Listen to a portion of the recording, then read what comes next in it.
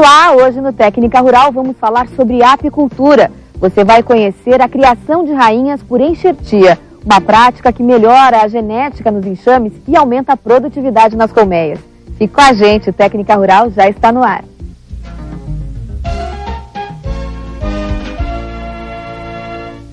O consumo de mel no Brasil é pequeno. São, em média, 300 gramas ao ano por habitante. Em países como a Alemanha, o consumo do produto in natura chega a 2,5 kg.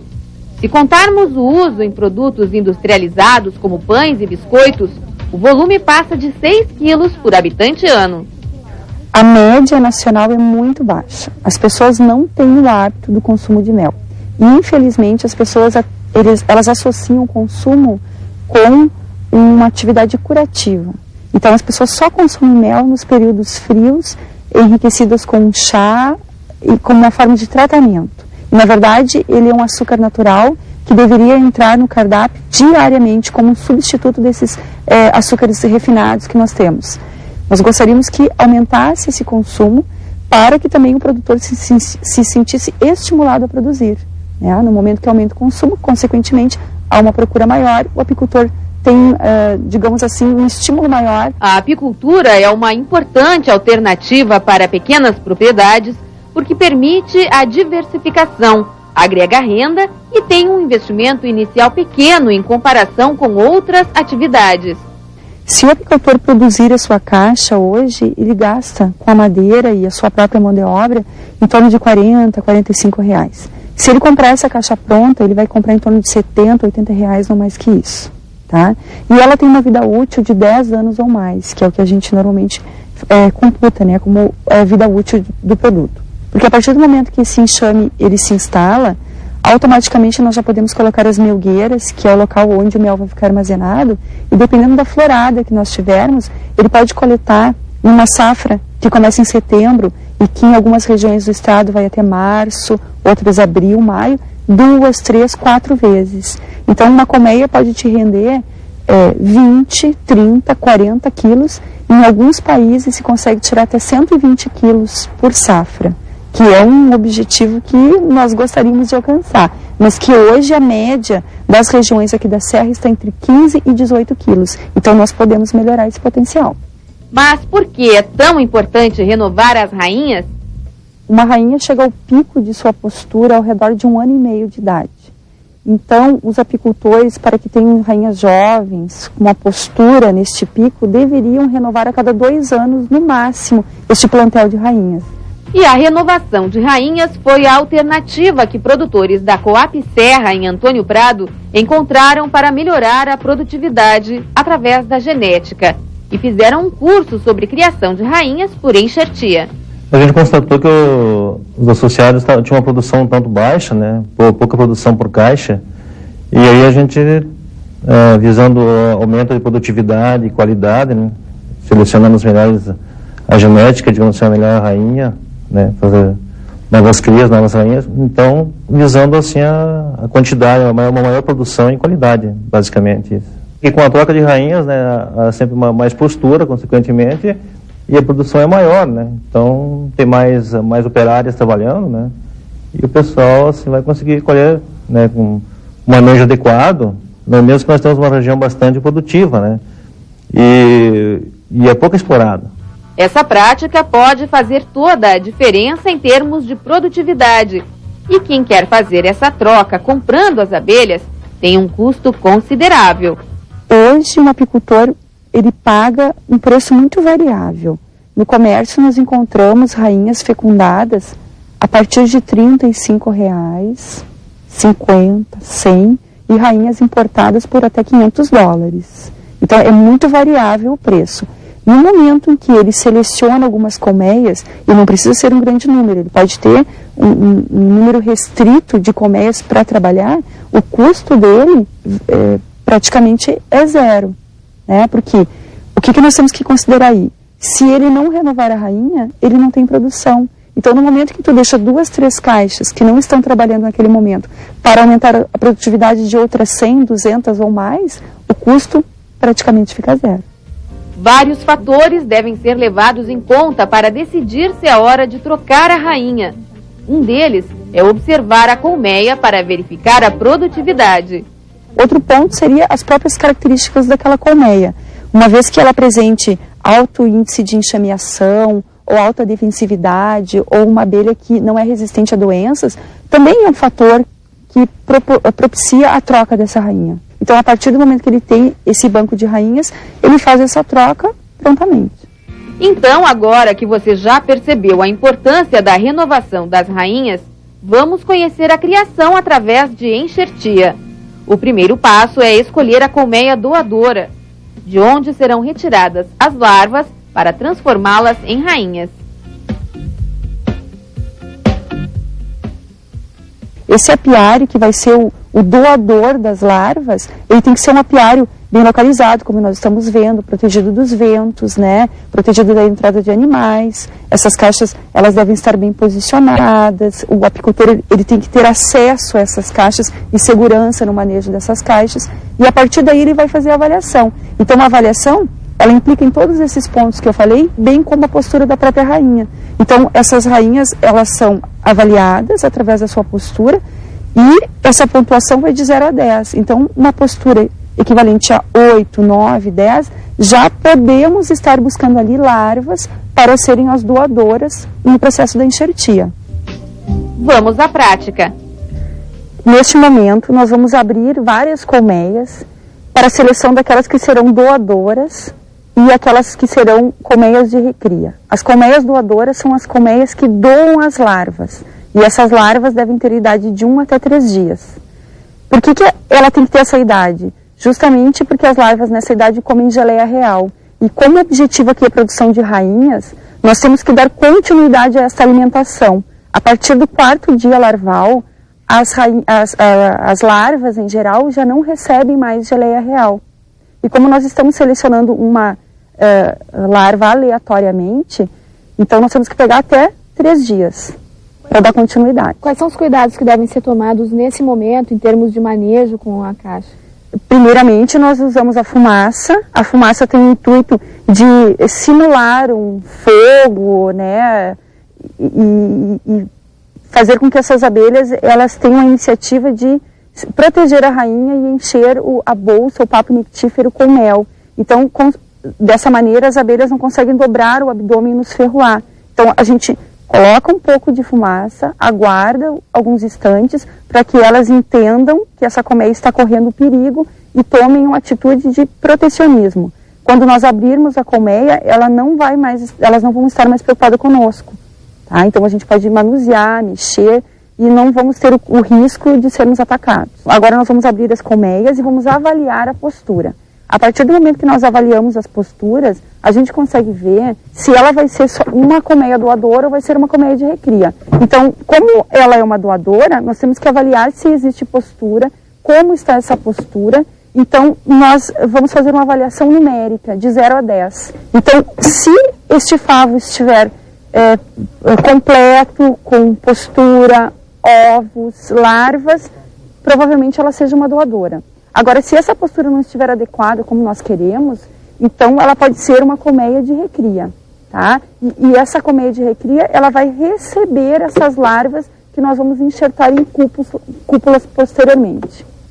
Observem, então nesta área aqui nós temos uma área de postura, a presença de ovos ao fundo das células, e nesta área aqui nós temos a presença de larvas, e essas larvas têm 1, 2 ou 3 dias, que são as larvas que nós estamos buscando para fazer enxertia.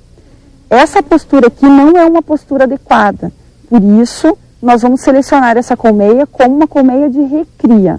Então, eu avalio a postura para ter uma ideia de como é a rainha. Então, dentro dessa mesma colmeia, eu já vou procurar essas larvas, porque eu sei que ela vai ser a colmeia doadora.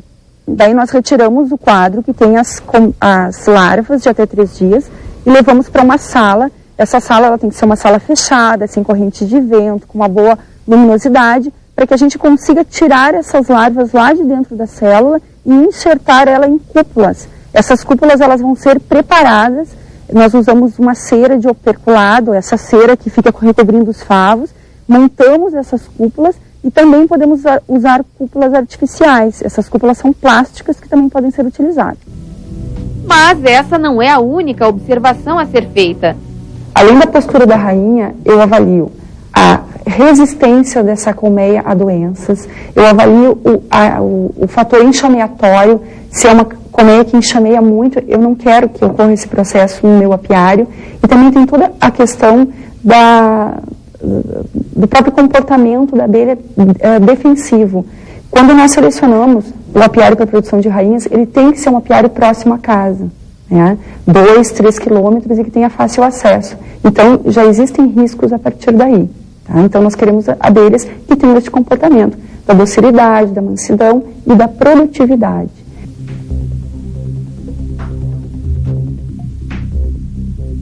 No próximo bloco do Técnica Rural, você vai aprender a construir o quadro porta-cúpulas e fazer a enxertia das larvas. A gente volta depois dos comerciais.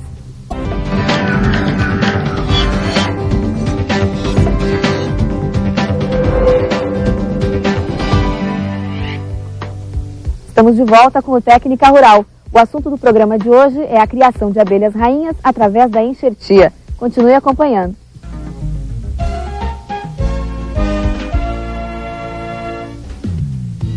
No primeiro bloco do programa, falamos sobre a importância de renovar as rainhas no apiário e como escolher corretamente a colmeia doadora.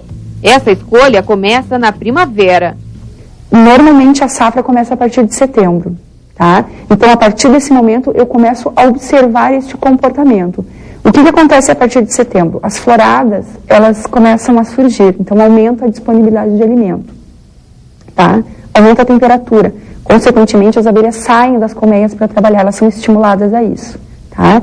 E lá dentro da colmeia, a rainha recebendo alimentação, porque tendo alimento fora, as abelhas jovens são nutridas com esse néctar e elas produzem a geleia real e, consequentemente, nutrem bem essa rainha. Então, ela se sente estimulada a postura, tá? Então, essa postura, ela tende a expandir, a aumentar dentro da colmeia. Então, em um período de inverno, às vezes nós temos 1 ou 2 castilhos com postura, tá? Quando nós temos esse período de florada, de estímulo, essa postura, ela passa de 1 ou 2 castilhos, muitas vezes para 8, 9 ou até os 10 castilhos de uma colmeia americana. Agora é hora de preparar as cúpulas, que são os locais onde ficarão as larvas. Para fazer o processo da enxertia, nós podemos fazer em cúpulas artificiais, que são cúpulas plásticas e que normalmente elas são descartadas após o uso, ou então nós podemos fazer em cúpulas com cera. Essa cera normalmente é uma cera de opérculo, que é uma cera clara, amarela e que tem uma maior aceitação pelas abelhas. As cúpulas de cera podem ser feitas pelo próprio apicultor. Veja como é. Então nós temos um bastonete que nós colocamos 3 vezes de molho nesta cera que já está derretida e a partir do momento em que nós damos esse banho triplo, nós conseguimos formar a cúpula. Então essa cúpula, posteriormente, ela é colada nestes pequenos estrados de madeira. E aqui dentro nós vamos colocar uma gota de geleia real para que no momento da transferência essa larva já receba uma nutrição imediata. Após, todas essas cúpulas, elas são colocadas nesses sarrafos. Esses sarrafos, eles são presos neste quadro especial, que é chamado um quadro porta-cúpula, tá? Então, eles já estão com as larvas, elas já estão com essa primeira alimentação, e isso é colocado lá dentro daquela colmeia, que é a colmeia de recria. Elas ficam de cabeça para baixo, porque essa é a posição correta lá dentro da realheira, tá? Lá dentro da colmeia, é a posição correta das realheiras, tá? Depois que essas cúpulas estão fechadas, o apicultor ele tem algumas alternativas. Como o prazo de nascimento de uma rainha é em torno de 16 dias, ele pode pegar, por exemplo, esses protetores Care, ele prende essas realeiras e ele pode levar essas realeiras direto para aquela caixa que já está órfã. Então, para que eu tenha uma nova rainha numa caixa, é necessário que esta colmeia não tenha mais uma rainha. Nós temos somente uma rainha por caixa. Prontas as cúpulas, chega um momento delicado, retirar as larvas da colmeia doadora. Antes de mostrarmos a prática, conheça a agulha, instrumento importante nesse processo. Existem agulhas francesas, uruguaias, chinesas. A mais utilizada é a agulha chinesa, que é uma agulha que tem um ângulo retrátil, onde tu pega a larva, deposita ela dentro da cúpula e delicadamente empurra ela para dentro da cúpula. As larvas, elas são retiradas numa posição e devem ser colocadas na mesma posição dentro da cúpula, porque as larvas, elas só conseguem respirar de um lado do corpo, pelos espiráculos. No momento que eu tombo essa larva, eu machuco ela, automaticamente ela está morta. Veja como se faz a retirada das larvas. Este é um procedimento muito delicado. Deve ser realizado em um ambiente limpo, sem vento e com boa luminosidade. Então, neste momento, nós estamos retirando as larvas. Essas larvas devem ter idade entre 1 e 3 dias. E após a retirada, nós vamos fazer o processo da enxertia, que é a colocação desta larva na cúpula, sendo que essa cúpula já recebeu previamente uma gotinha de geleia real. Após todas as cúpulas estarem preenchidas com essas larvas de 1 até 3 dias, essas cúpulas, elas são colocadas no quadro porta-cúpulas.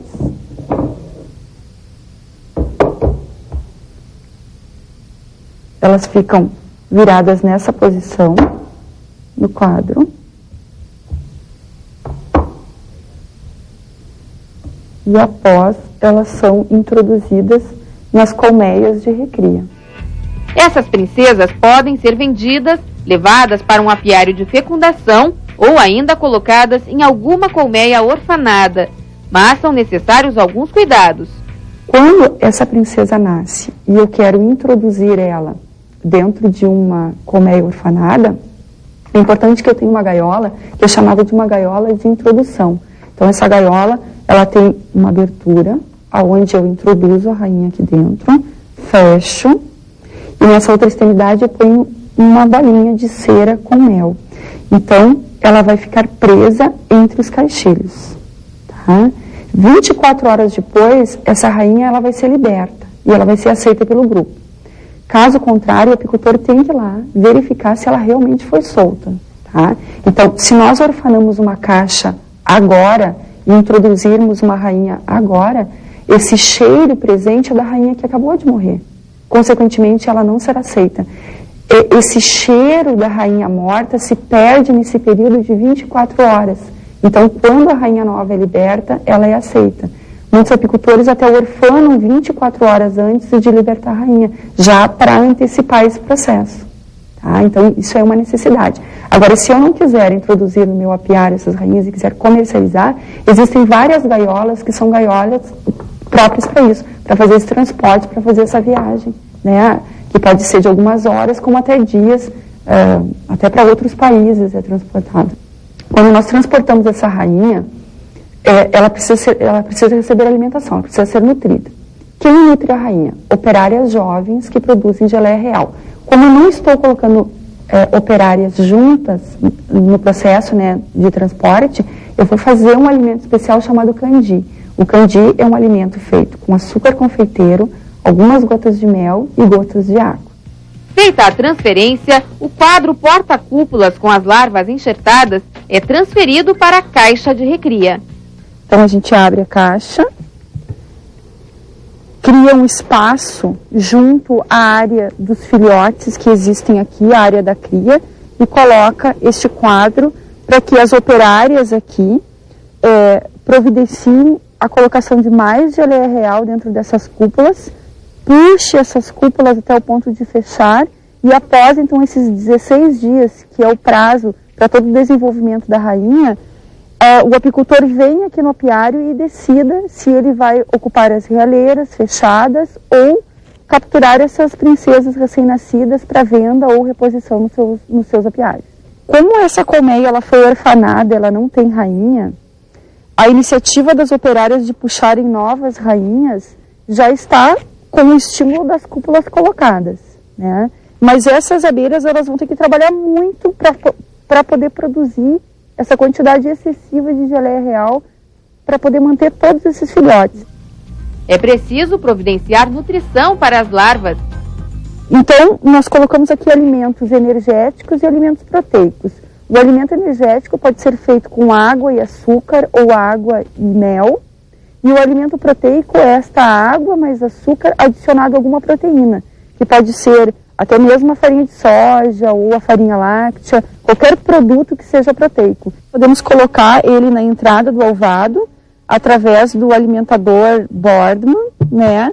O alimentador Boardman, no início, ele era feito de madeira. Hoje se faz esse alimentador em plástico, em canos de PVC. Então, nós colocamos o alimento líquido aqui dentro, fizemos um pequeno furo, né, na abertura da garrafa e introduzimos esse alimentador aqui na entrada da caixa. Então, esses insetos, eles entram através do cano e através daquele pequeno orifício eles vão sugando esse alimento gradativamente. E o alimento pastoso é colocado dentro da caixa para que essas abelhas tenham o alimento prontamente, né, à disposição. Construir o bebedouro é bem simples. E ele aquece, né, a ponta desse cano para que ele consiga ser introduzido na entrada do ovado. E a garrafa é uma garrafa PET, que pode ser uma garrafa pequena como uma garrafa grande, isso dependendo do tamanho do enxame, das necessidades dele e até mesmo das possibilidades do apicultor retornar ao apiário. Até o nosso próximo encontro.